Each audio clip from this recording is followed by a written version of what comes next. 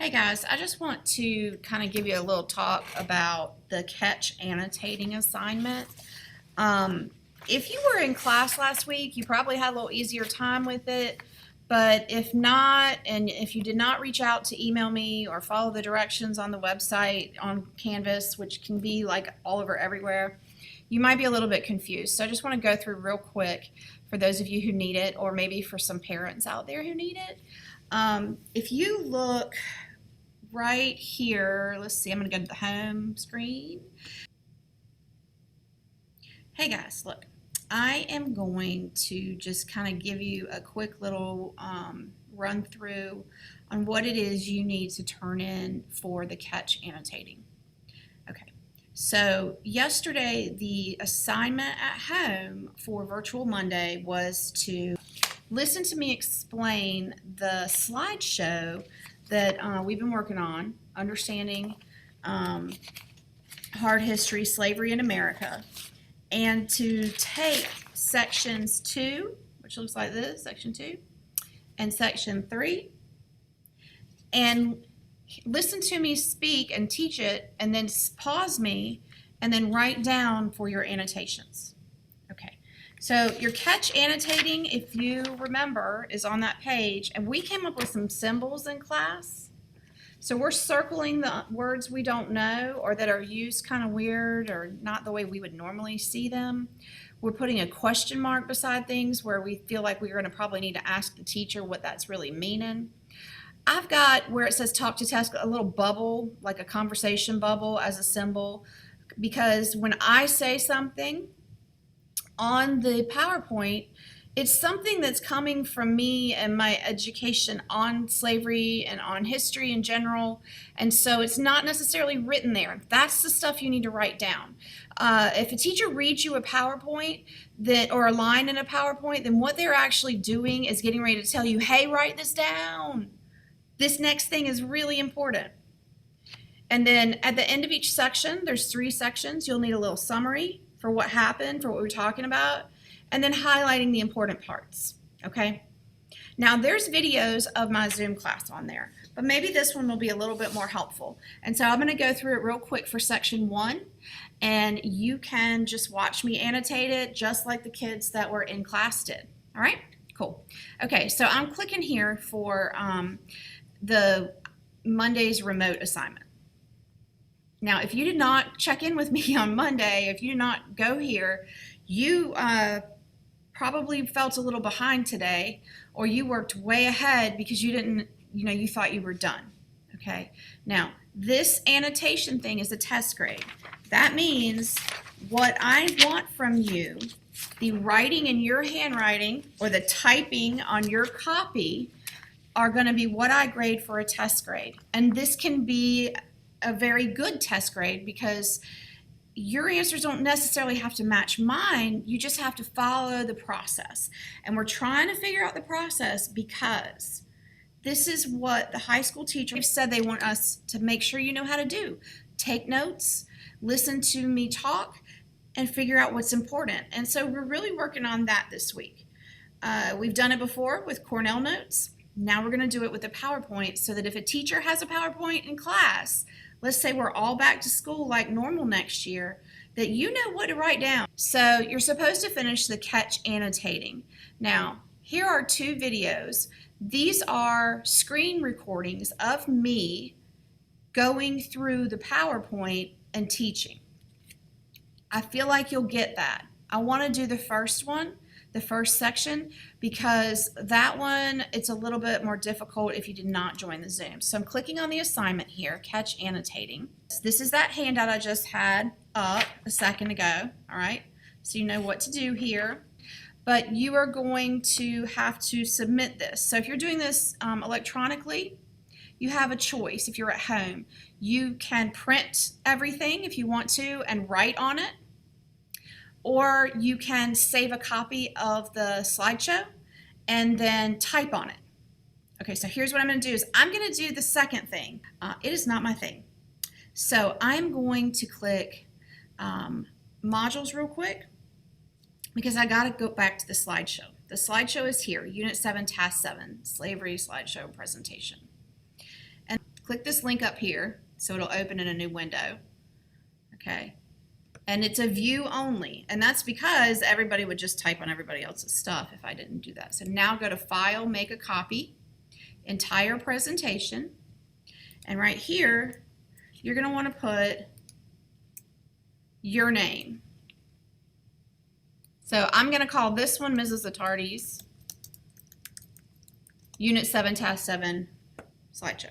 And I'm going to hit OK. And I'm going to get rid of the other one that I had, this copy one, because I don't want to mistakenly write on the one where everybody in the 8th grade can see everything that I'm doing. Okay, so looking at this side by side, what we are going to do is circle words that are unfamiliar, acknowledge confusion. I would just use a question mark for this.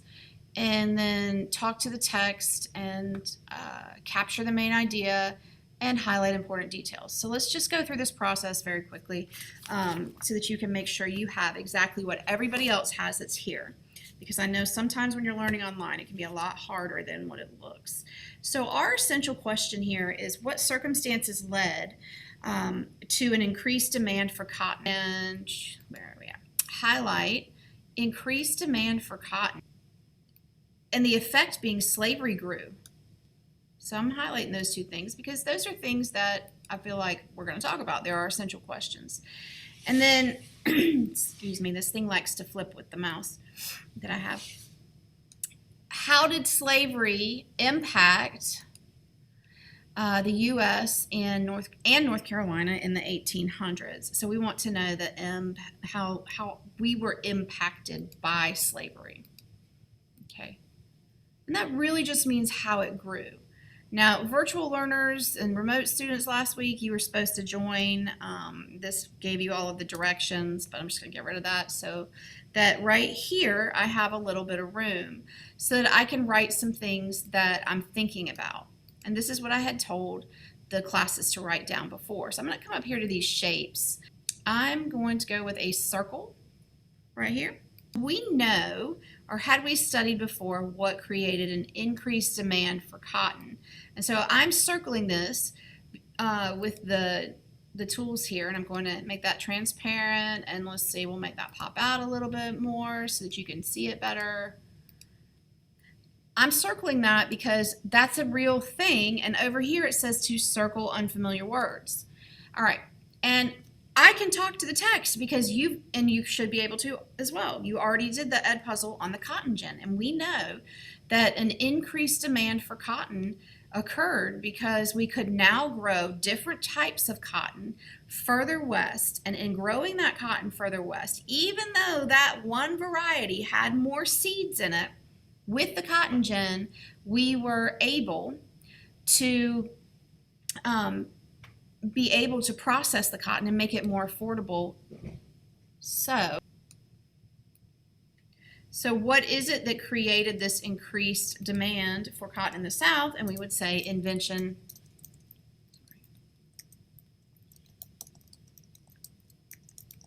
of the cotton gin increased our ability to produce cleaned cotton to sell. So it comes down to money, okay? But because there was more cotton that we could sell now, that in turn led for a demand for slavery. Because people had the mindset that slavery was the way to get the cotton produced. Okay, so this assignment requires you to put your notes in a summary page. Do this after watching the slideshow or after participating and completing the slideshow. And you will do the same process here. You will make a copy of this, History of Slavery in America, and go here, File, Make a Copy, Entire Presentation. And again, this one's going to be Mrs. Attardi's History of America. I'm going to hit OK. So I have one that I can type in later. I would say close this out set it aside, because all you have to do is when you get to the end of section 1, you can just go back in and put those things there. You can copy and paste them there, especially if you're doing it online. Okay, so this section here, what we talked about in class was just kind of reading through this pre-colonial and colonial era. So what that means, what pre-colonial and colonial era means, is like before we even started having colonies, before Roanoke, 1500s. So what era happened before that? What was that stuff we learned about? How did we get here? What did we do first? The age of exploration. Okay. So I'm going to highlight that. What they're talking about is, and then also in the colonies, my apologies there. So what they're talking about, they said slavery existed around the world. That's kind of a thing, you know, like it was already everywhere around the world. And you could highlight this if you look down here, highlight important details. If that confuses you, you could put a question mark there. I'll just highlight it just to make sure I know that I'm emphasizing it. Before European invasion of North America. Okay, so here's where we kind of got a little off in class, and that's because we had never heard of anybody talking about any European invasion of North America. We didn't call it that. Teachers don't generally call it that. They are the ones that will call it exploration era, or the era of discovery, or finding the new world. And that's just because that's the way that we were taught that. Now, the other thing we notice is that this particular term, European invasion, I mean, that sounds really aggressive. And when we see a term like that that's kind of aggressive, we tend to know that that is going to be when we see bias in writing. So that's in there on purpose. If you don't like that term, that's okay. If you do like the term, that's okay. What you need to know is everything that's written and printed and published is going to have some type of bias. And it's up to you. And remember, bias is a one-sided account, something that favors one side over the other. So you just need to be able to spot it and see it so that you can think about it, not so that you can just necessarily believe what they're saying. That is a personal decision with you and your own values. So what I'm going to do is draw an arrow up here, because I find that to be a tad odd. There's a text box right here because it's just kind of easier, and I'll fill it in just a different color. And what I'm going to say here is that this is referring to exploration and settlement of the New World in the let's say probably 1400 to 1600 time period. We also do need to recognize the bias, and so we're going to add that in here too. Shows, and I changed it to all caps just because I wanted to make sure I knew that I was changing my thoughts. So it shows bias, one-sided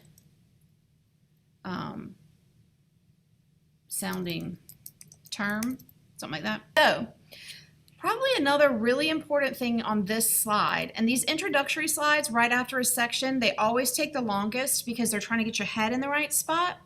But one thing that's very important to know is going to be that slavery has occurred in the world, yes, but it has changed forms depending on the time and place. So an example that we gave in class was the problem of present day slavery. So modern, or slavery today, is still existing in the world, but we see it in North America, and we see it in the United States in the form of human trafficking. And that would be, of course, when people are taken or kind of duped into or tricked into going with somebody, and they actually end up being kidnapped and forced into doing jobs that they did not sign up for and are not getting paid to complete. All right, so that would be modern day, and that's a talk to text. Any other words that you don't know in here? Let's see, some of the ones that people, you know what I'm going to do? I'm going to start copying these circles because that's just too much. Other ones people came up with was maybe the word ethnic. Maybe that's something that you hear, but you're not real sure what that means. And that's going to be like coming from a certain area, an ethnicity, a country, or a region. So ethnic is not race. Ethnic is more of your like genealogy, like sending it off, to the DNA testing and finding out where you're from and where your values come from. So to give you an example, all right, so we circled that and we talked about that for quite a bit. And then we also said that all of these people, what they had in common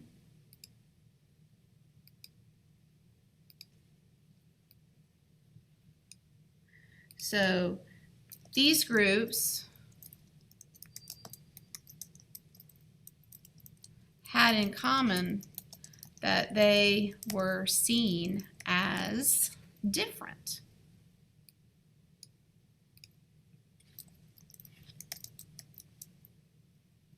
And because of being different, maybe misunderstood.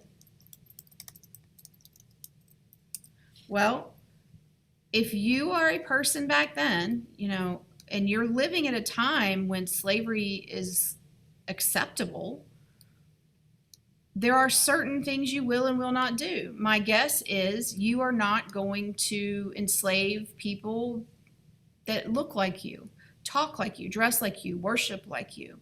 Those things hit too close to home. Those things mean that you could be a slave just as easily as that person. There's no identifiable differences. And so that's why we think as historians throughout history that people have chosen other groups, okay? Okay. So what you're going to do is go through each of these slides and you're going to annotate it in that way. Right. You're going to complete this Ed puzzle. You'll have to click the link here. When you complete it, you'll screenshot it, and then you will submit it to Canvas so that I know that you've done it, and then I'll have to hand grade it. And this tells you what was all due last week. And then we picked up here in the video, and that's still on the video slide. So I'm going to click back over here just to show you. We are going to go on this Catch Annotating assignment. I'm going to click here on Unit 7 Videos, Images for Early Industry National Growth. And what you'll see right here is everything I just talked to you about is pretty much on here. Believe. What I'm talking about there is that when indigenous people, and indigenous is going to mean native to an area. So when indigenous people were introduced to diseases that were on the other side of the world before anybody really went back and forth, they died quickly. Enslavement of native populations didn't work long lasting. Why were Africans chosen? So in the video, I'm talking about these things here. Nearly all scholarly estimates of the New World's 1492, that's the date from Columbus, population fall between two different anthropologists' accounts, and they vary differently. You've got a low number and a high number here for this particular slide. 1650, 6 million Indians remained, in North America, South America, and the Caribbean. Okay, so what I did on here, and I will just kind of do this with you, that I circled 1492. I'm going to draw a little line right there so that I know what it is I'm getting ready to type about and what part of the presentation that it goes to. So if I type in here, what we're talking about here is that you had north, south, and Central America had between 8.5 and 112 million people.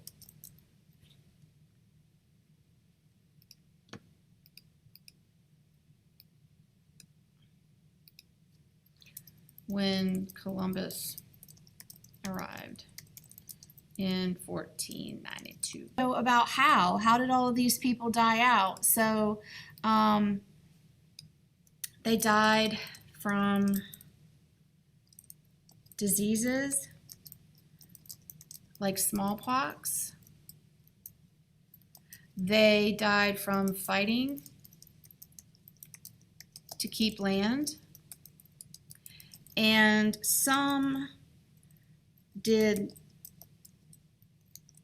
die, but moved, or were, and the word is relocated. And that's more like forced move. And then we decided as a class, we didn't really understand this word decimated. Like, we knew it had this connotation that was deadly, and that is exactly what it is. So decimated is going to mean to wipe out, and to the point where you are wiping it out, like the culture is going to become endangered, the way of living. So this is to die out in large numbers, destroys cultures, or destroys the culture. Because there's no way that whatever the culture was for indigenous people back then is still the same as today. They tried, and they're trying to carry their culture forward, but what's ended up happening is it's changed because so many people died so fast. Okay. All right, so then that gets you to, in the video, looking at the Ed puzzle and through the first day over here. So if you scroll down, this one right here is about the rest of section 1. Circle that word rationale, you know what that means? Rationale. Okay, so I just said circle the word rationale, so you're just going to go through and continue with these annotations. Once you have finished the entire slideshow and you have gone through slide 16, and then when you listen to these, you're writing down again what it is I'm saying, okay? And you got to go all the way through section 3. And at the end of each section, you'll want to put a summary of what that section is about. And this could be just like 1 to 2 sentences describing the events and changes regarding American slavery. Make sure you stay on topic. All right. I hope that helps for those of you that were confused. And I will load this onto the same Canvas page, this video, so that you can use it if you need to. I hope you have a great day. And this assignment is open. I think it closes on the 3rd. It was actually due yesterday, but I extended it out. And when you take your quiz tomorrow, you can use your notes on this particular thing, okay? All right, guys.